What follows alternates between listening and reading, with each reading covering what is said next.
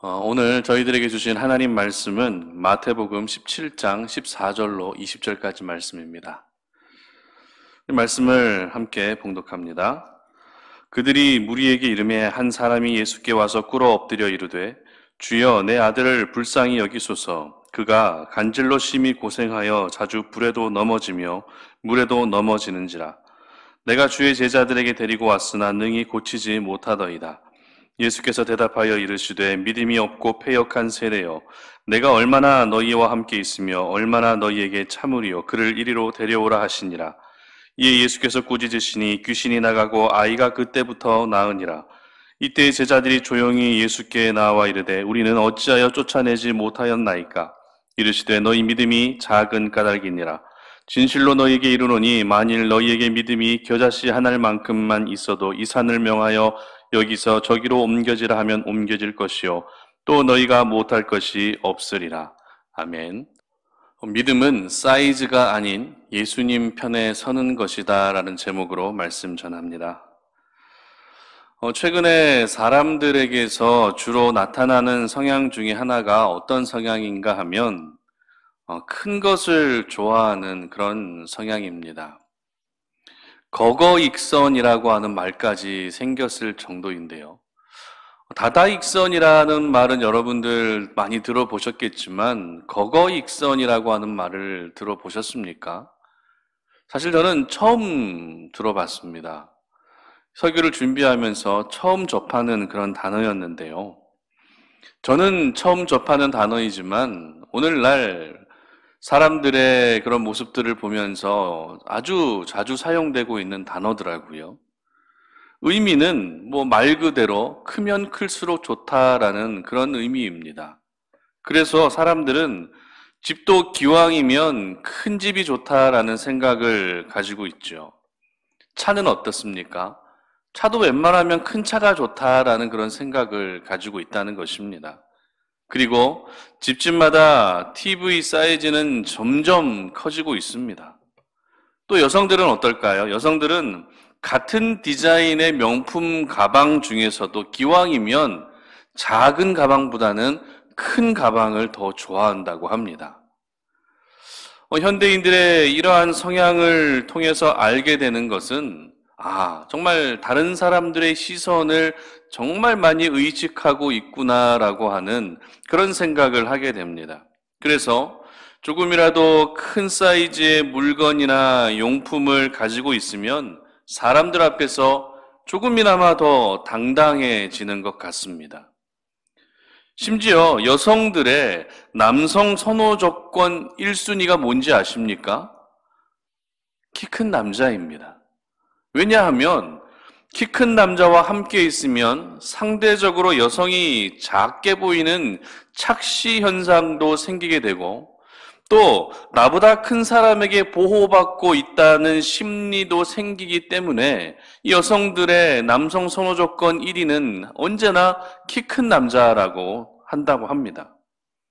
이처럼 사람들은 크기를 나타내는 단어인 이 사이즈에 생각보다 많은 관심을 가지고 있는 것 같습니다. 그런데 이와 같은 모습은 목회자들에게서도 나타나고 있습니다. 이 동기 목사님들을 만나서 이야기를 나누다 보면 꼭 어떤 이야기가 등장하는가 하면 사역하고 있는 교회가 큰지 작은지, 출석하는 성도님들이 많은지 적은지 이런 이야기가 꼭 이야기의 주제로 등장하게 됩니다. 교회의 규모, 성도의 숫자 역시 사이즈를 나타내는 표현들인 것이죠. 이렇게 사이즈로 많은 것들이 평가되는 세상을 살고 있다 보니 저희들 역시 사이즈를 중요시 여기게 되고 이 사이즈를 키우는데 더 많은 열심을 내며 살고 있습니다. 그 중에 믿음도 마찬가지가 아닐까 생각이 됩니다. 이왕이면 우리가 믿음을 가지고 살되 그 믿음이 작은 믿음이라기보다는 큰 믿음이 되고 싶어 하지 않을까요? 큰 믿음이 있어야 큰 기적도 경험할 수 있고 큰 믿음이 있어야 큰 은혜도 경험할 수 있다라고 그렇게 생각하는 것입니다. 그러나 오늘 저희들은 믿음에 대해서 예수님께서 어떻게 말씀하고 계시는지 주목할 필요가 있습니다. 20절 하반절 보시기 바랍니다.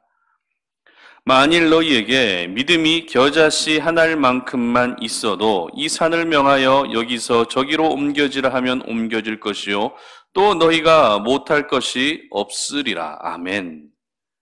자, 오늘 말씀의 배경은 이렇습니다. 변화산에서 엄청난 영광을 보이신 후에 예수님은 산 아래로 내려오십니다.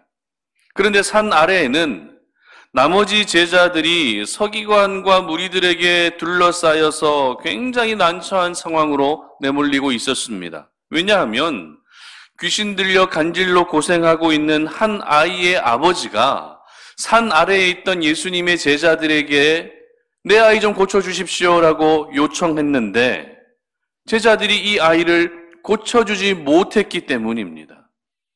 그러나 예수님은 즉시 아이를 고쳐주십니다. 이때 그 나머지 제자들이 예수님께 와서 묻죠. 왜 우리는 귀신을 쫓아내지 못한 것입니까? 주여, 왜 우리는 그 귀신을 쫓아내지 못한 것입니까? 라고 하는 이런 질문을 예수님에게 하게 됩니다. 이 제자들의 이러한 질문에 대한 예수님의 대답이 조금 전에 읽었던 말씀인 너희들의 믿음이 겨자씨 하나만큼조차도 없었기 때문이라라고 그런 대답으로 예수님께서 하고 계시는 것입니다. 그렇다면 우리 예수님은 믿음을 설명하실 때 왜 겨자씨의 비유를 하고 계셨던 것일까요? 겨자씨는 여러분들도 알고 계시는 것처럼 씨앗 중에 가장 작은 씨앗이라고 할 정도로 그 크기가 굉장히 작습니다. 눈에 겨우 보일 정도입니다. 그러나 다 자라게 되면 3m 이상 자랄 수 있는 엄청난 생명력을 가지고 있는 것이 바로 겨자씨입니다. 그래서 예수님이 이 겨자씨를 천국에 비유하기도 하셨죠. 지금 예수님은 믿음에 대해서 사이즈로만 접근하고 있는 제자들을 향해서 믿음의 본질은 사이즈가 아니다라는 것을 알려주시기 위해서 오늘 겨자씨에 대한 믿음을 말씀하신 것입니다. 제자들은 큰 믿음 갖기를 원했지만 오히려 겨자씨처럼 작은 믿음이라 할지라도 그 믿음이 순전하고 온전한 믿음이라면 얼마든지 하나님의 역사를 경험할 수 있다고 말씀하시는 것이죠. 제자들은 큰 믿음을 가지고 있어야, 대단한 믿음을 가지고 있어야 하나님의 기적을 볼 수 있을 것이라 생각했는데 예수님은 믿음의 사이즈가 중요한 것이 아니다는 것입니다.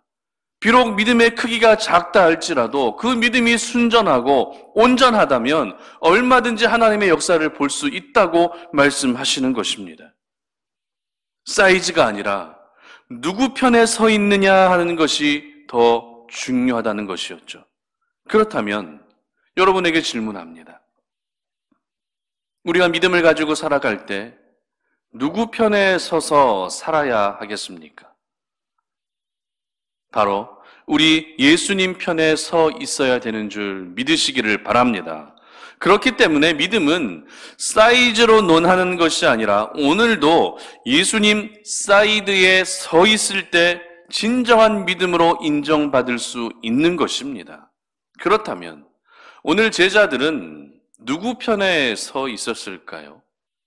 예수님 편에 서 있는 것, 예수님 사이드에 서 있는 것이 더 중요한 것인데 제자들은 오늘 누구 편에 서 있었을까요? 바로 자기 자신 편에 서 있었습니다. 마태복음 10장 1절의 기록을 보시면 이미 예수님께서 제자들에게 귀신을 내어 쫓는 권능을 주십니다. 제가 읽어드립니다. 예수께서 그의 12제자를 부르사 더러운 귀신을 쫓아내며 모든 병과 모든 약한 것을 고치는 권능을 주시니라. 아멘. 무슨 말입니까? 이미 제자들은 귀신을 내어 쫓는 그리고 병을 고칠 수 있는 그런 권능을 부여받았습니다. 그리고 복음의 현장에서 이와 같은 수많은 기적을 직접 행하며 지냈습니다. 그런데 왜 오늘은 귀신 들린 이 아이를 고쳐주지 못했을까요? 분명 예전에는 예수님이 권능을 주셔서 복음의 현장에서 귀신을 내쫓는 기적을 행했는데 오늘은 왜 그 귀신을 내쫓지 못했던 것입니까? 그 이유는 오늘 제자들은 그때 자신의 경험만을 생각하며 그 경험대로 하려 했기 때문입니다. 아무리 귀신을 쫓는 권능을 받았다 할지라도 예수님의 이름으로 행하지 않는다면 아무런 능력이 나타나지 않는 것입니다. 그런데 제자들은 예수님을 의지하며 귀신을 내쫓으려 한 것이 아니라 그때에 자신의 경험을 의지하며 귀신을 내쫓으려 했기 때문에 아무런 능력이 나타나지 않았던 것입니다. 다시 말해 예수님 편에 서서 능력을 행한 것이 아니라 자기 자신 편에 서서 능력을 행하려 했던 것이죠. 그러므로 하나님이 기뻐하시는 겨자씨 한 알과 같은 믿음이란 사이즈가 아니라 뭐예요? 바로 예수님 편에 서는 것, 예수님 사이드에 서 있는 것이 바로 겨자씨 한 알과 같은 그런 믿음인 것입니다. 오늘 본문을 통해 사이즈가 아니라 예수님 사이드에 서 있는 믿음을 갖기 위해서는 우리가 어떻게 해야 할 것인지 잠시 생각해 보겠습니다. 첫 번째는 주님이 원하시는 믿음과 내가 추구하는 믿음이 일치되어야 한다라는 것입니다. 17절 상반절 보시기 바랍니다. 예수께서 대답하여 이르시되 믿음이 없고 패역한 세대여. 그리고 20절 상반절입니다. 이르시되 너희 믿음이 작은 까닭이니라. 아멘.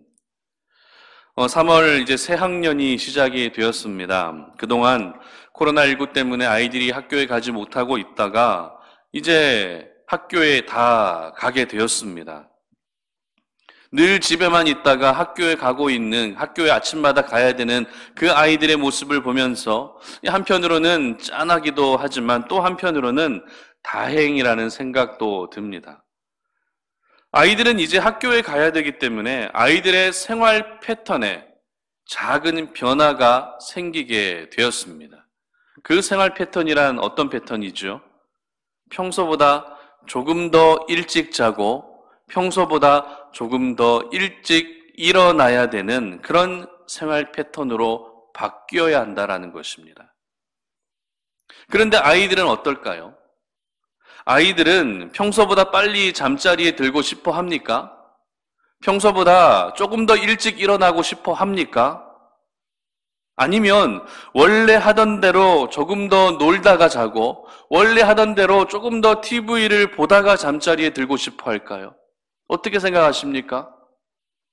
학교에 가야 되기 때문에 일찍 자고 일찍 일어나야 되는 것은 맞지만 정작 아이들은 그렇게 일찍 자고 일찍 일어나기를 원하지 않는다는 것입니다.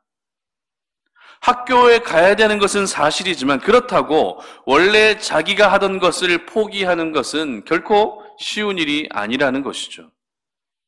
이 아이들의 이러한 모습을 통해 들었던 생각이 어떤 생각인가 하면 부모가 원하는 생활 방식이 있다는 것입니다. 부모가 원하는 아이들의 생활 방식이 있고요. 또 아이들이 원하는 생활 방식이 있는데 이 두 생활 방식에는 분명한 차이가 존재한다라는 것을 알게 되었습니다. 물론 부모님의 생각이 모두 맞는 것은 아니지만 아이가 스스로 결정하고 책임을 지고 판단할 수 있는 성인이 될 때까지는 그래도 부모가 원하는 생활 방식에 맞춰서 가는 것이 맞습니다. 그렇다면 하나님의 자녀로 살아가고 있는 저희들은 어떨까요? 저희들 역시 우리 각자가 원하는 삶의 모습도 있겠지만 이 죄악이 관영한 세상 속에서 살기 위해서는 그래도 아버지가 되시는 하나님이 원하시는 방식을 따라야 하는 것입니다. 이처럼 부모가 원하는 생활 방식과 아이들이 원하는 생활 방식에는 차이가 있는 것처럼 믿음에도 하나님이 원하시는 믿음과 저희들이 추구하는 믿음에는 분명한 차이가 있다는 것을 오늘 이 시간 여러분 기억할 수 있기를 바랍니다. 이에 대해서 오늘 예수님은 어떻게 말씀하고 계시는가 하면 두 번에 걸쳐서 서기관들과 군중들과 또 제자들을 향해 믿음을 책망하시는데요. 먼저 책망하실 때는 어떻게 책망하시죠? 믿음이 없는 패역한 세대여라고 책망하십니다. 그리고 두 번째 책망하실 때는 믿음이 작은 까닭이니라라고 책망하십니다. 여러분 생각해 보십시오. 그들에게 과연 믿음이 없었을까요? 그들은 과연 믿음과 전혀 상관없는 사람들이었을까요? 그렇지 않습니다. 일단 예수님의 제자라는 것은 기본적인 믿음을 가지고 있다는 것을 전제하는 것이겠죠.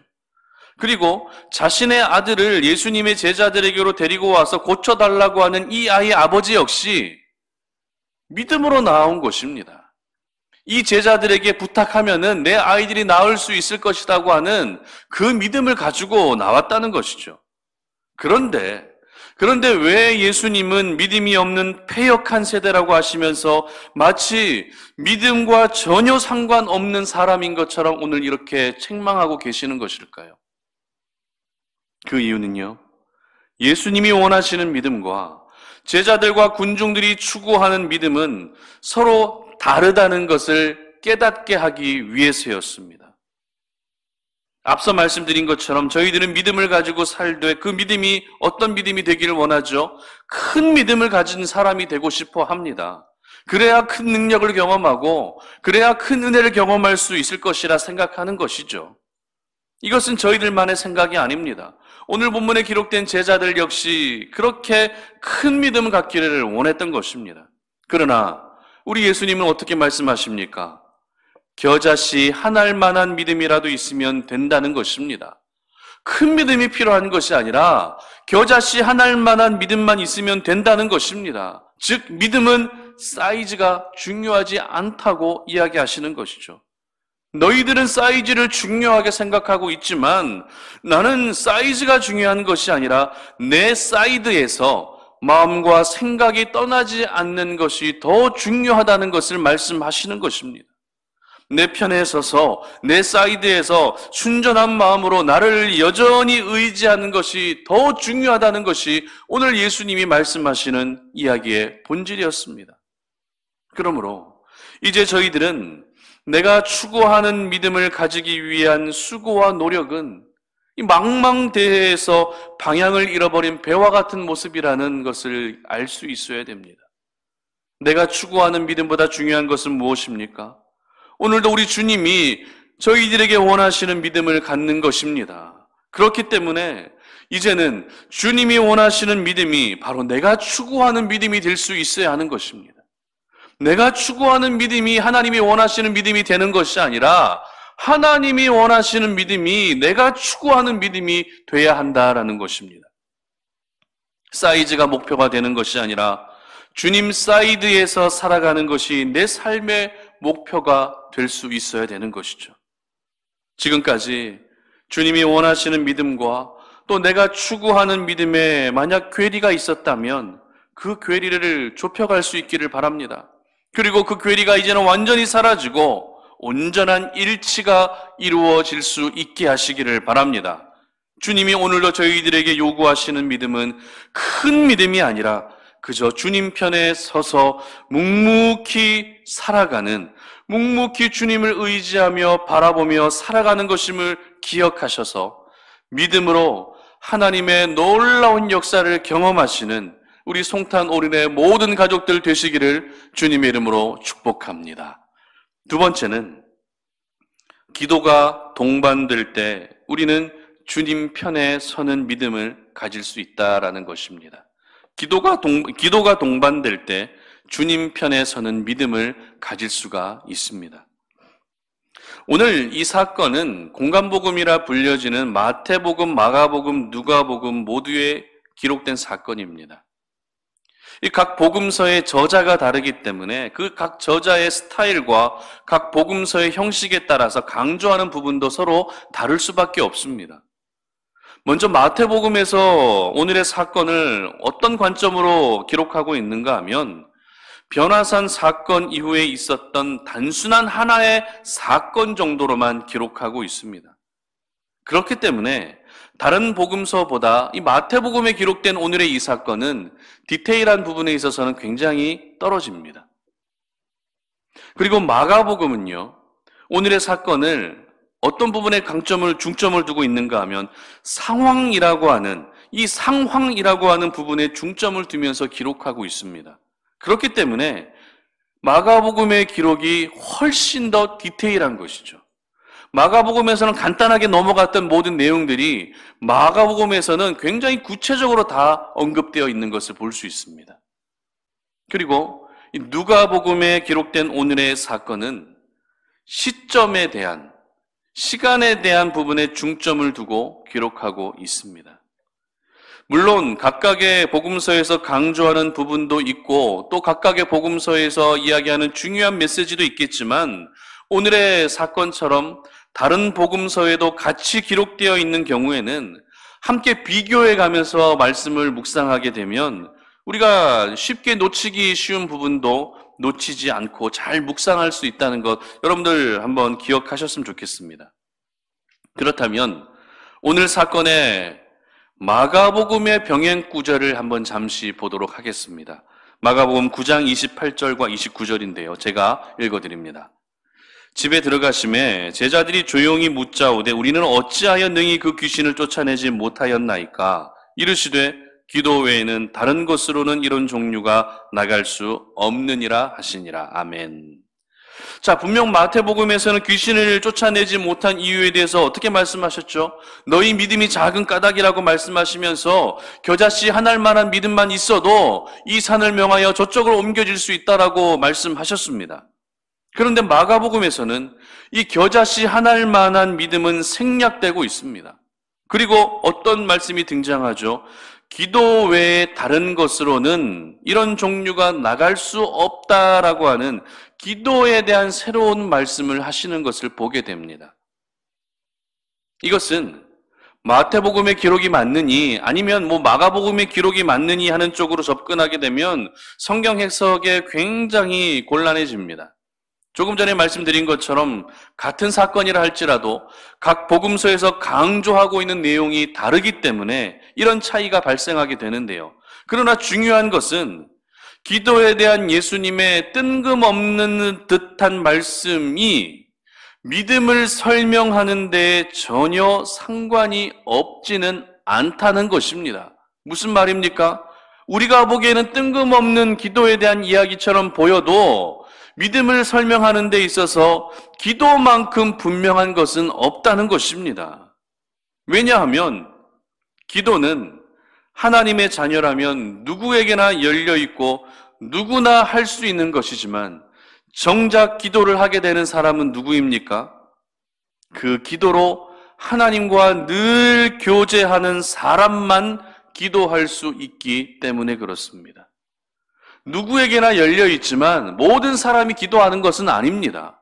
누가 기도한다고요? 오늘도 그 기도로 하나님과 친밀한 만남을 이어가는 그 사람만이 오늘도 역시 기도의 자리에서 하나님께 부르짖고 기도할 수 있는 것입니다. 다시 말해서 내가 지금 기도하고 있다는 것은 내가 오늘도 주님 곁에서 살기를 원하며 주님 사이드에 서서 주님의 인도함을 받기를 원한다는 그 사람의 마음의 고백이 담겨 있는 것이죠. 기도는 결코 나의 필요를 구하는 수단으로만 사용되어서는 안 됩니다. 기도로 우리가 하나님과 만남을 갖고 있지 못하다면 그 사람의 기도는 단순한 소원 성취를 위한 바램밖에 되지 않을 것입니다. 그리고 이와 같은 기도의 수준에 우리가 늘 머물러 있게 되면 기도하는 것은 행복한 것이 아니라 기도가 짐이 되는 겁니다. 기도가 늘 부담이 되는 겁니다. 기도만 생각하면 늘 스트레스로 다가오게 되는 것입니다. 하나님의 아들로 이 땅에 오신 예수님이 저희들에게 몸소 가르쳐 주시고 또 보여주신 것이 무엇입니까? 바로 기도입니다. 사실 예수님은 하나님의 아들이시기 때문에 기도하지 않아도 되시는 분이시죠. 그런데 왜 기도를 가르쳐주고 왜 기도를 보여주셨습니까? 그 이유는 예수님은 하나님의 아들로 오시기도 했지만 사람으로도 오셨기 때문입니다. 이 말은 모든 사람은 오늘도 하나님 아버지께 기도하며 살아야 된다는 것입니다. 사람이라면 누구나 오늘 하루를 기도로 호흡해야 된다는 것을 알려주시기 위해서 그렇게 기도를 보여주시고 가르쳐 주셨던 것입니다.